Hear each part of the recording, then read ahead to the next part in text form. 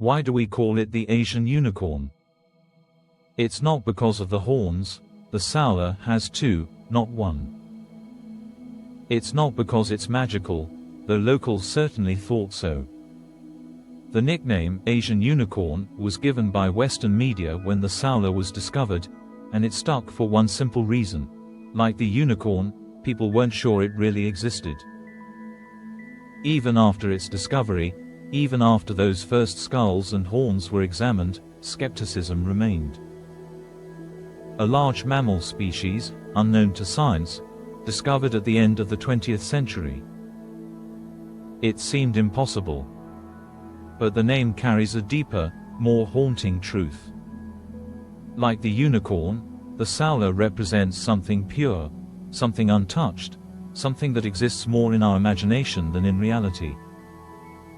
And like the unicorn, it may soon exist only in stories. Because here's the question nobody wants to ask out loud. Is the Saola still alive? Blank, blank, the ghost grows quieter. The last confirmed photograph of a Saola in the wild was taken by a camera trap in 2013. 2013. That's over a decade ago. Since then, silence. There have been reports. A villager in Laos in 2016 claimed to have seen one. Camera traps continue to be deployed. Teams of researchers spend months in the mountains, searching for any sign, tracks, scat, hair samples. They find almost nothing. In September 1996, one of the only Saolas ever held in captivity died after just a few weeks. Its body was sent for analysis. Researchers hoped to learn something, anything, about this mysterious creature. What they learned was how little they knew. Another Saola was captured in Laos in 2010. It died within days, stressed, unable to adapt to captivity, despite the best efforts of wildlife veterinarians. The last time anyone saw a living Saola and documented it. That camera trap image from 2013. A grainy photograph of a creature looking directly into the lens, as if it knew this might be the last time. Since then, the forest has kept its secrets. So the question stands before us like a gravestone waiting to be engraved: is the Saola extinct? The honest answer is, we don't know.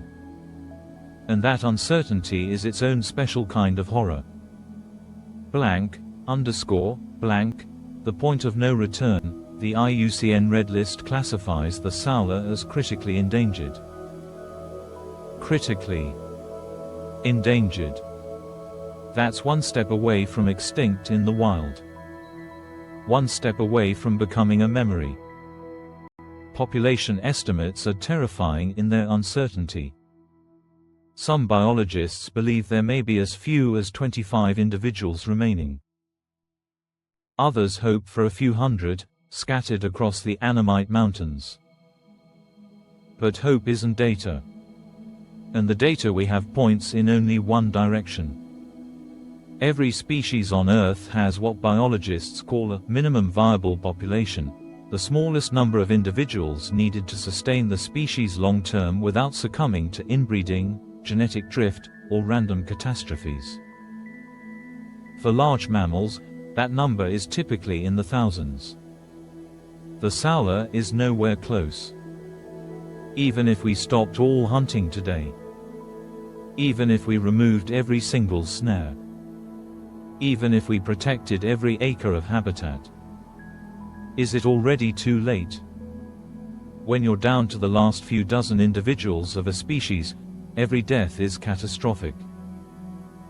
Every failed pregnancy is a tragedy. Every animal that dies without reproducing is a nail in the coffin of an entire evolutionary lineage that stretches back millions of years. But here's what makes the Saola's situation even more desperate: we don't know how they give birth. We don't know where they give birth. We don't know how to help them reproduce. We are trying to save a species we barely understand.